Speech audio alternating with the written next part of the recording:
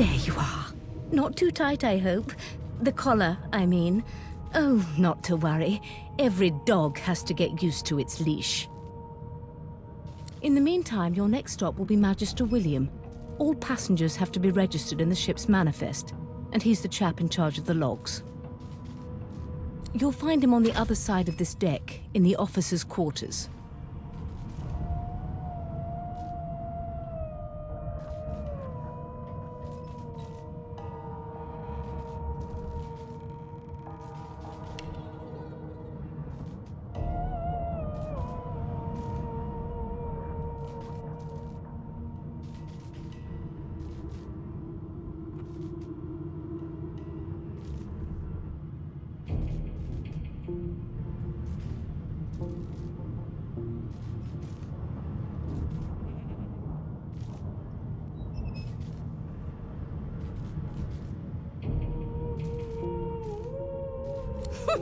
Oh dear, I'm afraid you're a long way from home, milord. A long way from the little bells that make footmen come a-running.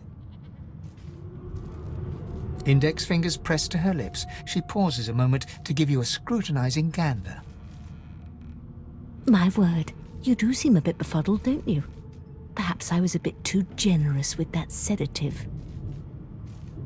Oh well, I'm sure you'll soon gather your wits. Most likely. Eventually. In the meantime, all you need to know is that we're en route to Fort Joy. No known associates. A new life awaits, and if you're a particularly good boy, perhaps a cure as well. An end to sauce. For good.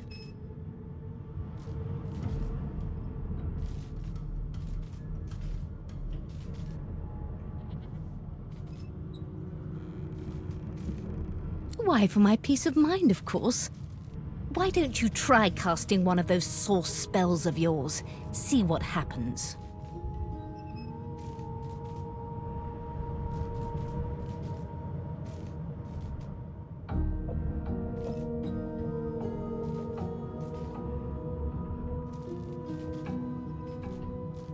Oh, do go on. I won't hold it against you. Promise.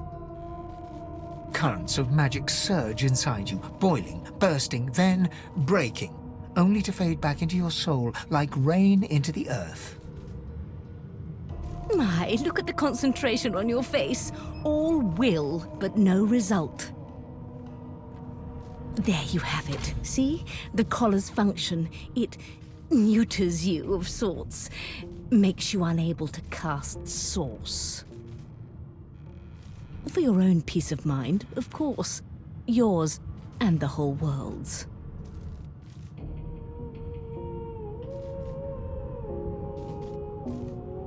Is he?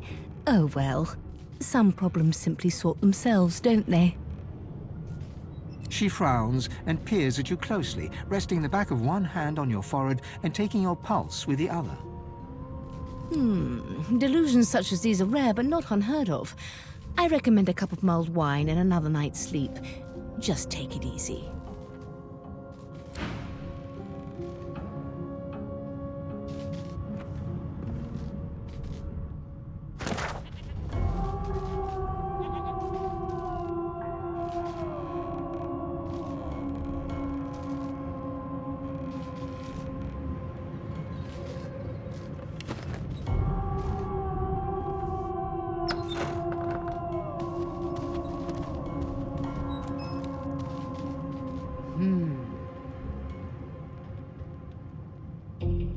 Good gods! There's been a murder here!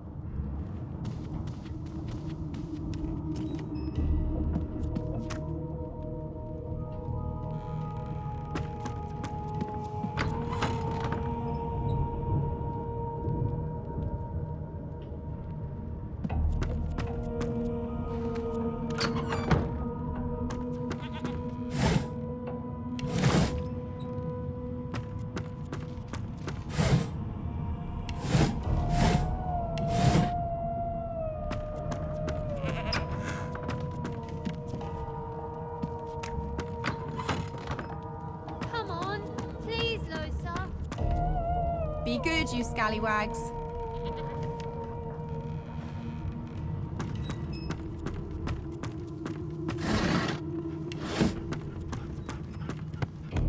Ah, there you are. Husband.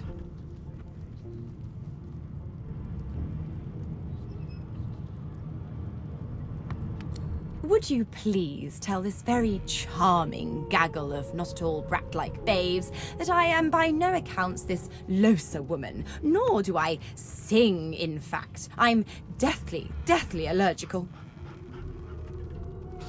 Kid, you been down by the room up the hall? No, You sure about that? no, What's your name? no. Gods, didn't your mother teach you any manners? She got eaten by a void woken. Forget it.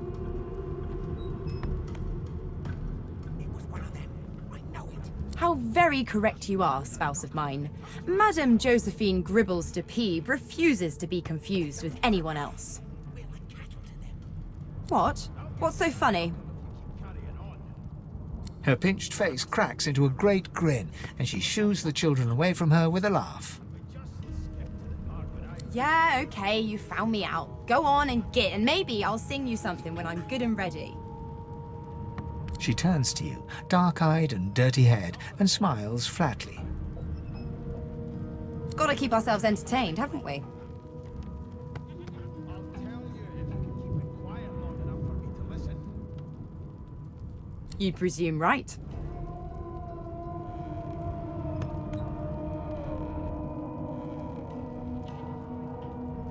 Thanks, but I already belong to an elite and exclusive ship gang. We play ball every day after lunch. You're too soft for it. You take care, though. Nope, trying not to find anything out either. Ignorance is bliss. The utterer, the better. Suddenly, her eyes cloud to an unnatural black. Greyish veins run down her face, and her mouth tightens into a cruel sneer. As quickly as they came, the clouds clear. She smiles as though no change came over her. Good luck, Chief. Do you know Losa? She's a really good singer. I'm better though. Listen. La la la la la. You're really red. I bet that's why the Magisters took you. They took me because I'm magic.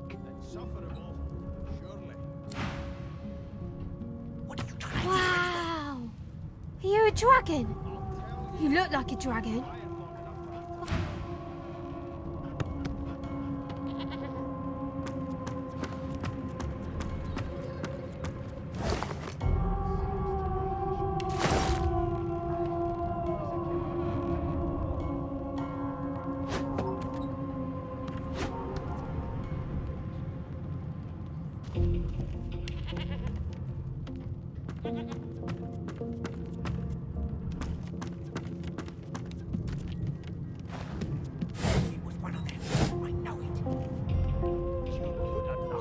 I'm trying to concentrate. They don't care about us. We're like cattle to them.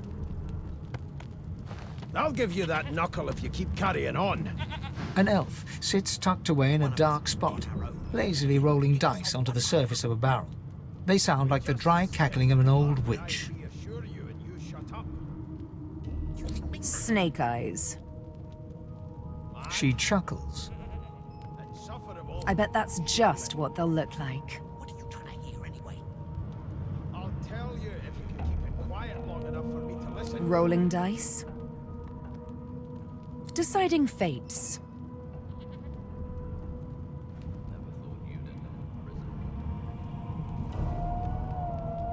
Don't worry, honey. It isn't yours. She looks you up and down with the merest hint of a coy smile on her lips.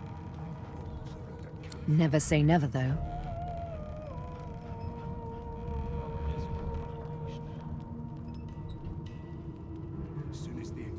She eyes you quite seriously. Not the future, no, but I can read the past in flesh. One of the perks of being an elf, you see. I'm quite good at it, too.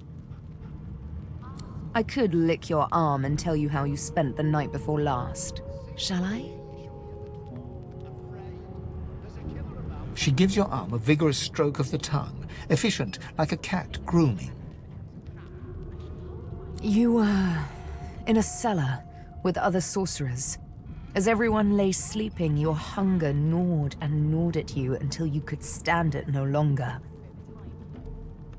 Finding the cellar door ajar, instead of trying to escape, you snuck into the pantry like a common thief, only to find nothing but rather questionable turnips.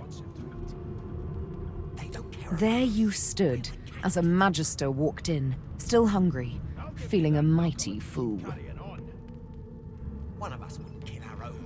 They're picking us off one by one. Of course it is. The truth's right there, skin deep. But don't you worry, darling. Your secret's safe with me. I don't lick and tell. The woman keeps rolling her dice. She pays you. If you can keep it quiet long enough for me to listen. Never thought you'd end up a prison guard, Vic. That right? I always knew you'd turn out rotten, Ben Mezd. Your kind always hung closest to our divine, like wolves around a campfire. Well, you've got this wolf on a leash now. Soon as the Inquisitor gets here, we'll hang you right over the side of this ship with it.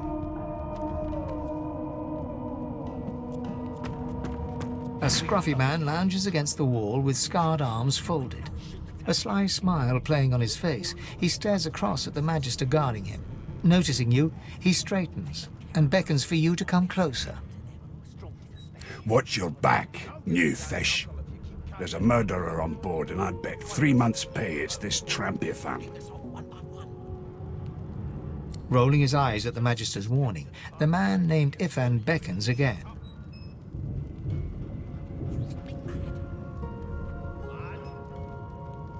He leans in and adjusts your collar with a sharp tug, balancing its weight so it no longer presses unpleasantly on your neck. He winks.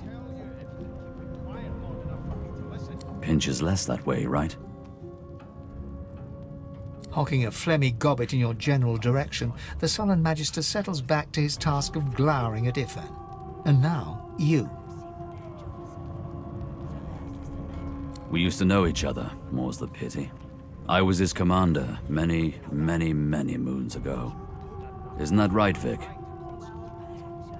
Standing far back from Ifan, the tight-faced Magister draws one finger across his throat in an elaborate fashion, but says nothing. Ifan grins, flashing pointed white teeth. Same as he was at 14 years old. Only difference is somebody gave him a bigger sword and now he's Johnny Big Pants.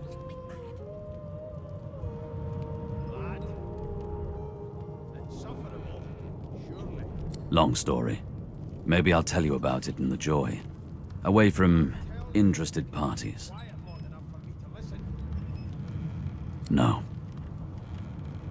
The dead man, Finn, is it? I'd no business with him. And I wouldn't put a man down without good reason. He glances over at Magister Victor, who's staring back at him with pointed intensity. Damn shame sheer annoyance isn't reason enough.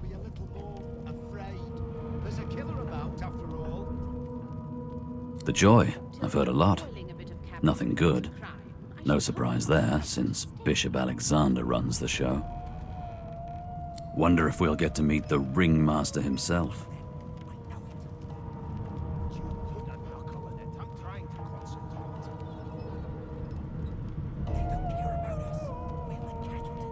Not interested in the son of the Divine himself. I don't blame you one bit.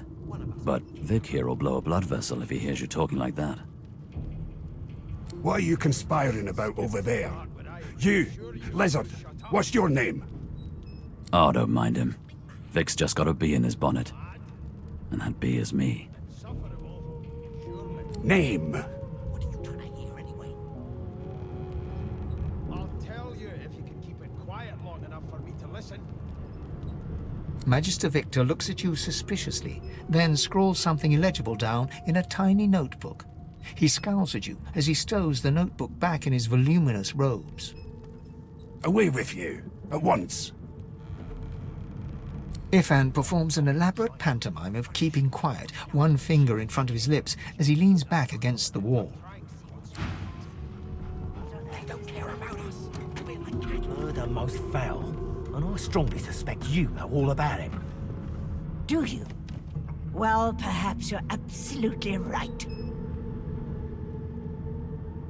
Can we just skip to the part where I reassure you and you shut up? You think me mad? A broad dwarf sits totally upright on the bench, eyes closed, palms face up on his knees. His beard is a cascade of meticulous plaits, each one braided through with golden medallions. He raises an eyebrow as you approach, but doesn't open his eyes. Listen up, boy. You hear that? Right. I always knew you'd turn out rotten, Ben Mest. Your kind always The hung ship, closest to of our course. divine, like wolves around a campfire. A wave of sound washes over you. The unintelligible chatter of your shipmates, the groaning of wood from floor to ceiling, the boom, crash and crackle of waves around you, complaints from the sea itself. And?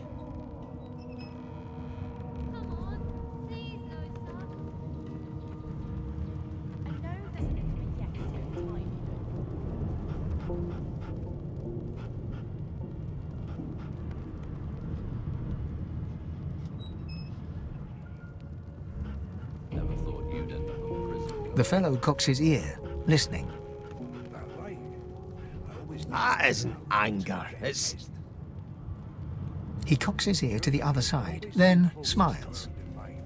anticipation. She senses something. I'd hold on to my breeches if I were you, mate. That's all you hear, though. Listen close. There now, just like that. Squeak! Aha! His eyes snap open as his countenance breaks into an expression of joy. One great paw claps you on the back. The other catches you before you lose your footing. There. You heard it, didn't you? I knew it. I knew it. Aye, this is good news, boy. Good news. Your kind always hung close. It's the wheel. The wheel. Don't you see, you beautiful idiot? Squeaks whenever the helmsman jerks it clockwise, which means we're heading east. As soon as the Inquisitor gets here, we'll hang you right over the side. Burn my beard. That means if we've been traveling for, yes, only 10.34 nautical miles to Fort Joy.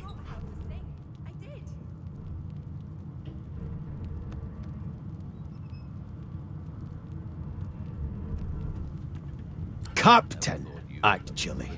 And that figure tells me we're getting close to the Joy. Close to what lies beyond it, too. The dwarf leans back from the table and strokes his beard, gold medallions jingling merrily. His eyes roll over to you. That'll be all. Thank you kindly, boy. As soon as the Inquisitor gets here, we'll hang you right over the side of this ship with it. He continues stroking his beard, a beatific smile on his lips, and doesn't acknowledge you anymore. That's enough now.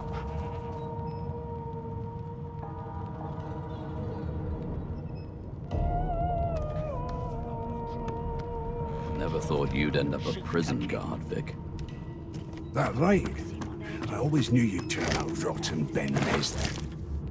Your kind always hung closest to our divine, like wolves around a campfire.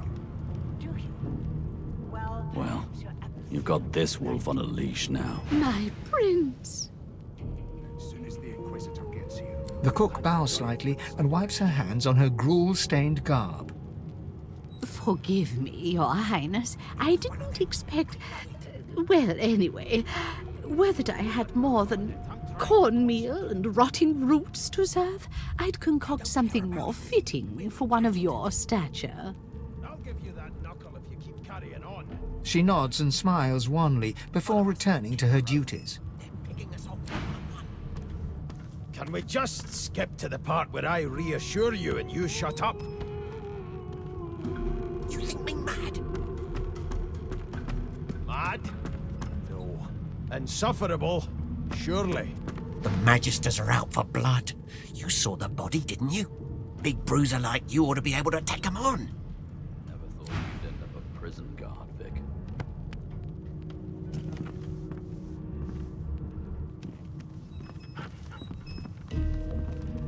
Your kind always hung close. The elf is reading a volume of Cranley Hubert's famous encyclopedia. He looks up, his big round eyes scanning your body, absorbing every detail. He reaches out, flicks a finger against one of your scales, and rubs his chin. Fascinating. He sits back and returns to his book, flicking quickly from page to page, completely oblivious to your presence.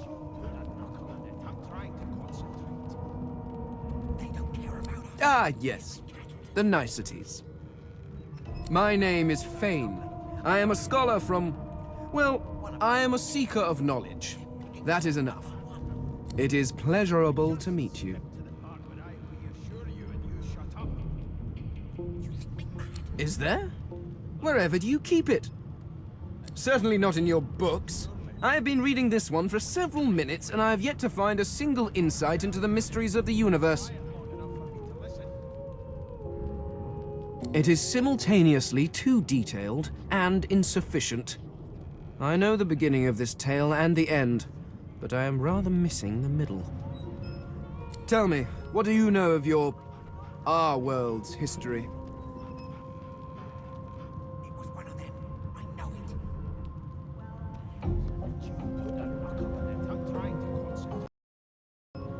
it. Most unusual, and if it's not too rude to suggest, not much of an answer. No, I want to know about the Celestial. I want to know about your gods. This text tells me that they created all creatures, but nothing of what came before. Where did these gods come from? Who are their people? Where are the others of their kind? Of course you don't have any useful information. Why did I expect anything else? Now please, run along. I have a world to decipher.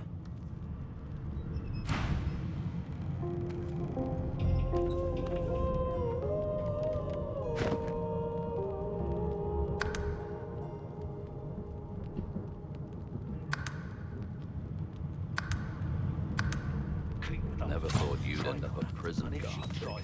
Here to register, sir. Good, good. Magister Williams is just about done with the last passenger. You faring okay so far?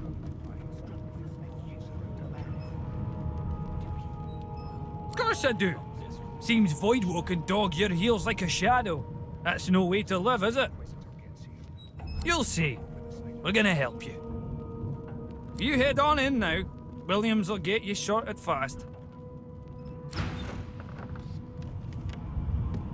Keep with those bolts trained on her, and if she tries to run, shoot to kill. You seem on edge, officer. What on earth is the matter? Murder most foul. And I strongly suspect you know all about it. Do you? Well, perhaps you're absolutely right.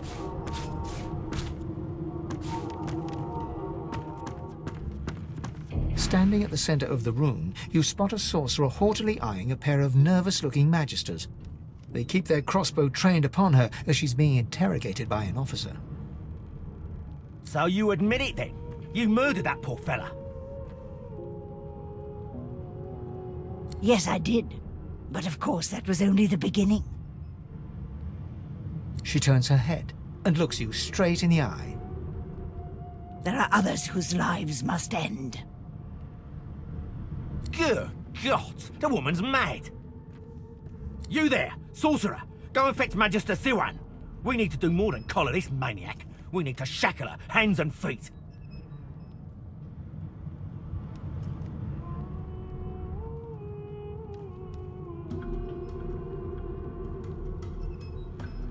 It means your journey draws to a close. Do stick around for its finale, though, because... She reaches for her collar and simply removes it. I'm just about to create a scene. Subdue her men, quickly! If she casts Source, the Voidwoken will come. They'll end us all. She smiles with wicked satisfaction.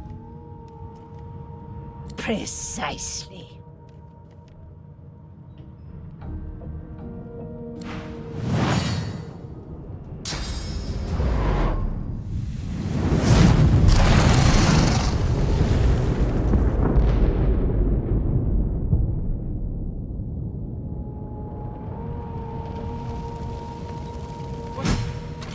What's happened?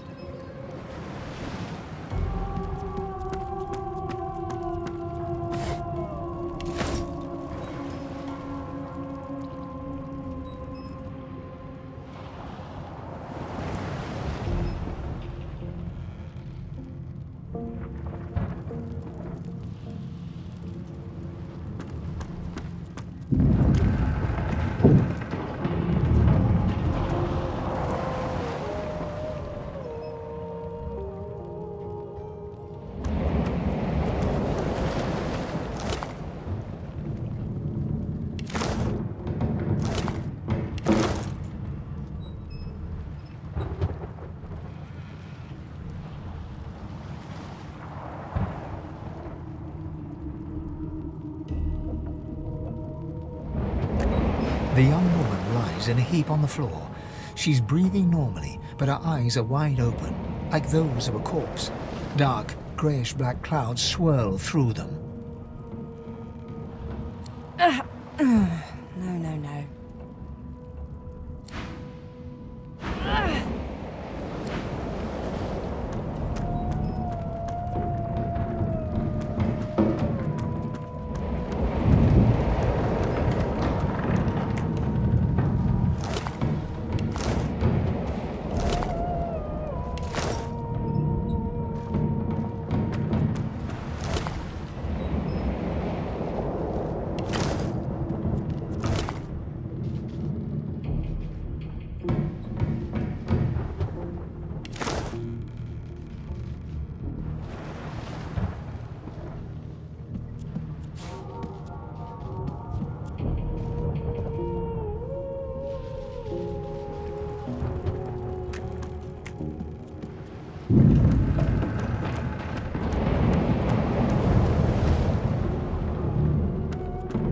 No, not the final dark.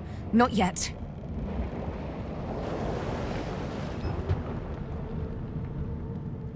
Her hand lies limp in yours. She's too weak to stand. The dice roll darkly. They're rolling for me.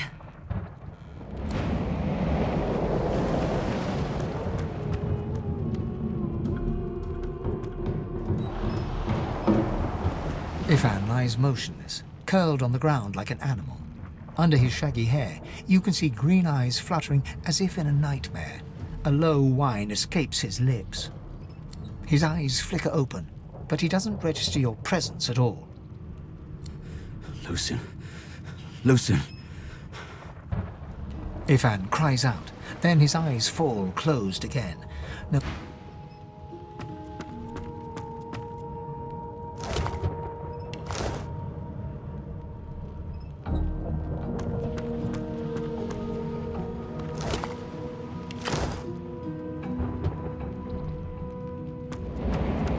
The dwarf lies in a heap on the floor, his great beard twisted and tangled around him. He is stock still. You can't see if he's living or dead. You hear a faint thud, thud, thud. He's alive, but only just.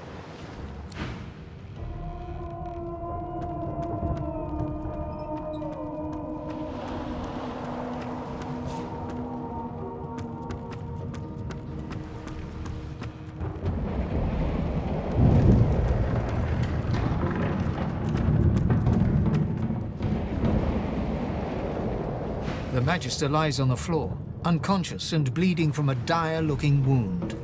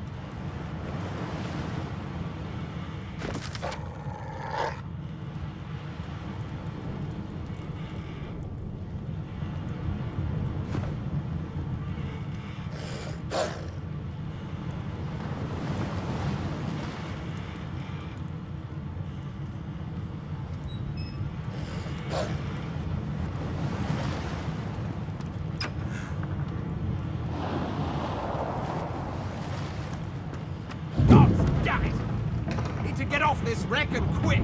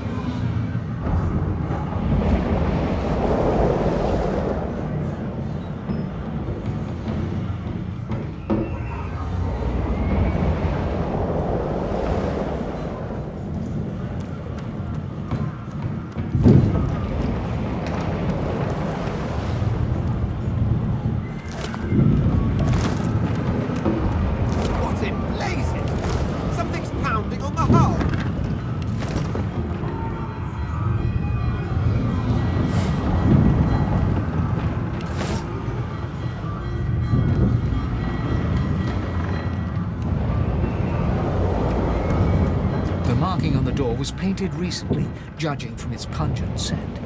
You recognize the symbol immediately for what it is, a warning of death fog within. You press your palm against the door to open it. The wood feels neither cold nor warm, but simply grey. The crimson drains from your hand, and you are left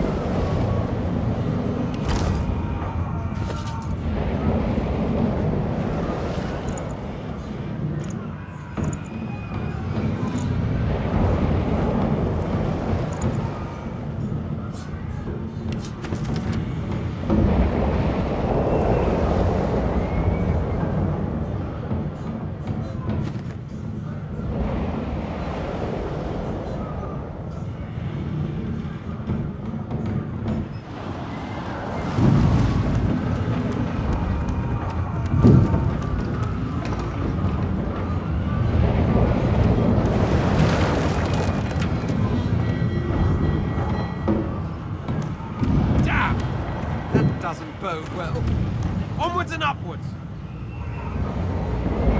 You pass through the door and are suddenly face to face with an undead. His skull is bizarrely angular, and a glorious jewel sits in the middle of his forehead. The skeleton is quickly leafing through a volume of Cranley Hubert's famous encyclopedia, muttering to himself. No! What damn fools record knowledge on a pulped tree? It catches fire, it turns into must when wet, it cannot even resist acid. No wonder. The skeleton looks up and notices you for the first time. Oh, it's you. Shouldn't you be running and screaming or some such? The skeleton groans and looks back to his book, frantically flipping from page to page. Yes, indeed. It's the look of someone that wants to read the bloody book he's holding. Now, if you're really quite finished, I believe you have lifeboats to flee to.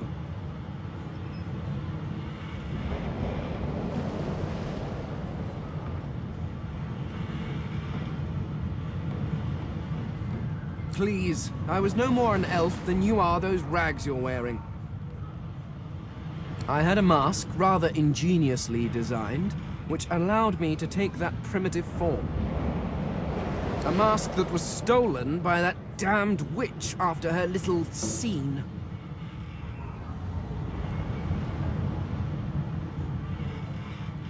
Still, she'll drown with the rest of these fools, and I will simply pluck my mask from her cold, dead hands. Indeed. Just as sensible as getting off a sinking ship and leaving a fellow to his business. I would say good day, but it seems quite likely that you're about to die a rather terrible death, so... The skeleton shrugs casually and returns to his book.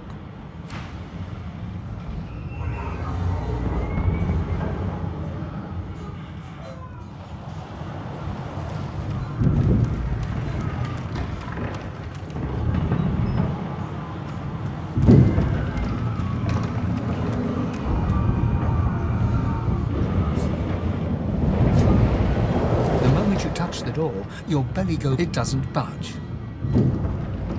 The door groans open, but an ashen shadow clouds your mind.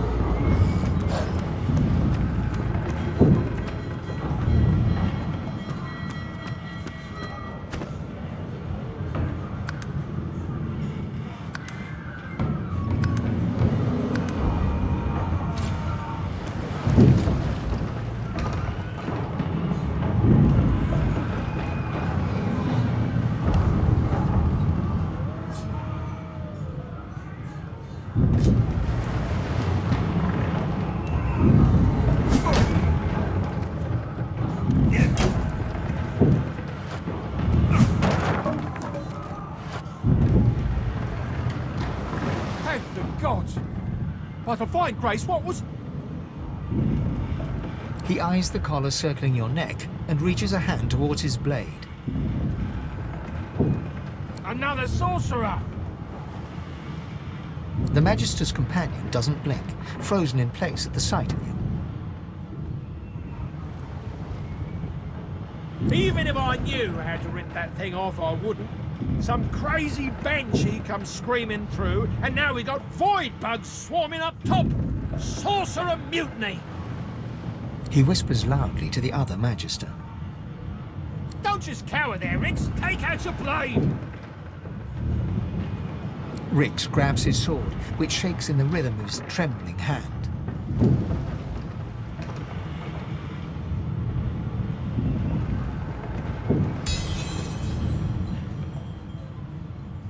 Rix looks to his companion, who then looks to you. They drop their hands to their sides. Go on then. Find a place to hide and stay there.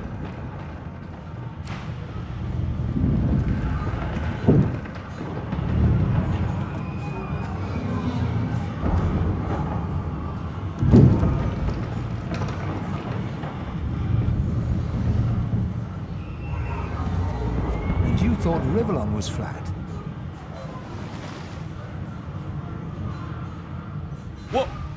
What will happen to us?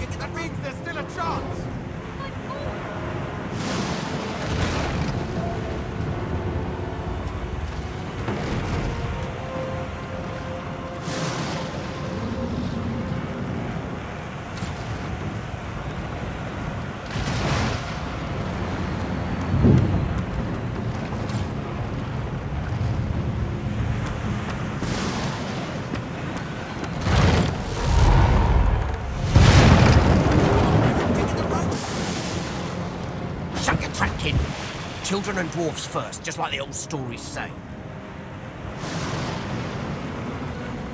The dwarf yanks at one of the nearby ropes to no avail. You said there were other people down there. We need to help them. You see those tentacles, kid? It's time for getting the hell out of here.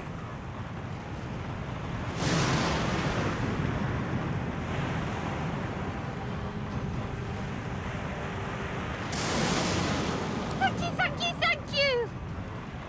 There's a ladder right over there. You can go straight down.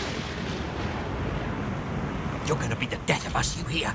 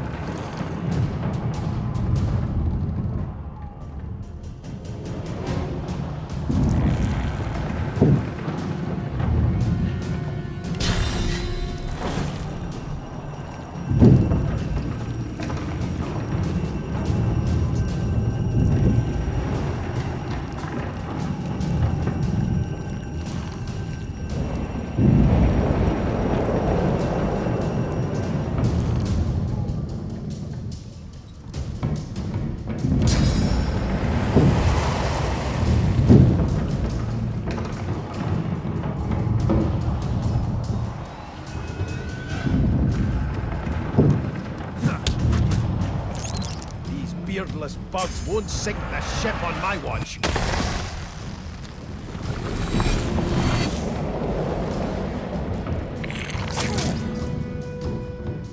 I thought Voidwoker was supposed to be scary.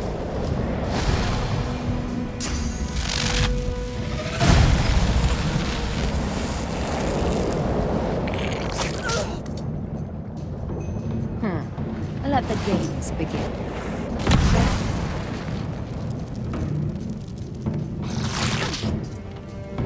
I've faced worse.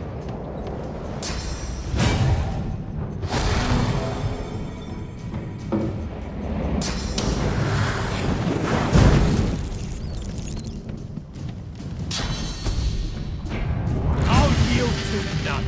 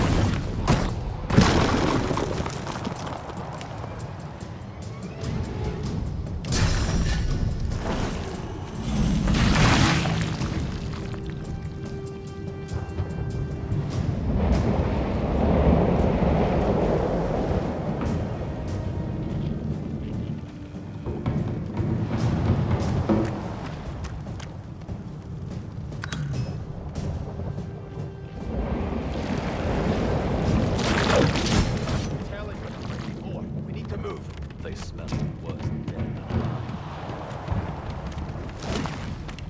Away! The sea's hungry. We don't have much time.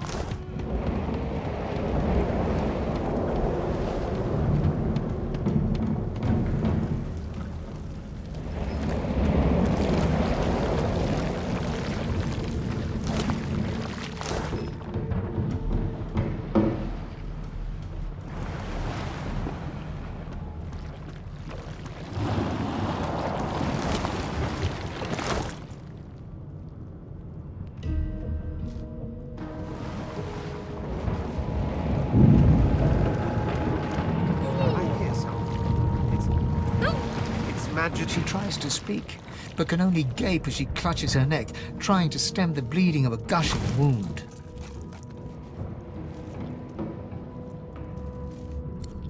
With jagged movements, she raises her clenched fist and holds out a length of cloth soaked with some kind of strong-smelling tincture. Blood quickly soaks through the cloth. Magister Siwan's mouth opens and closes, her eyes wide in terror.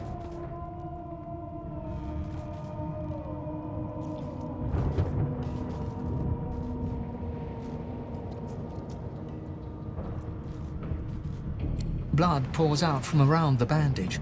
Magister Siwan reaches out to you, her hand flailing. It's working. The pressure is stemming the flow of blood. Siwan clutches your arm, her eyes locked with yours. Something within the ship snaps. The floorboards shudder.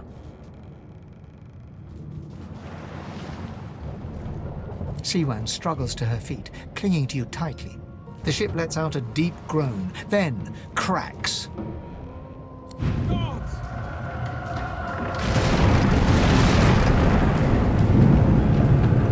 It's ripping the ship apart!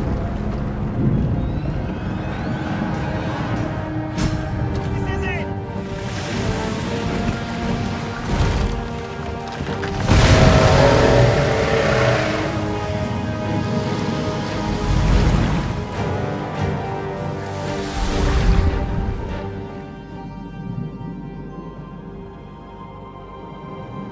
I have plans for you, child. Rise.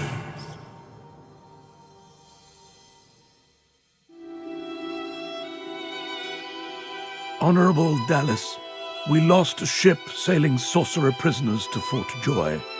We assume some escaped and broke their collars.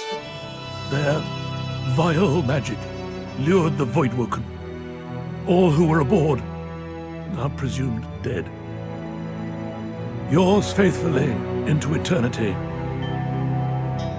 High Judge Orivan.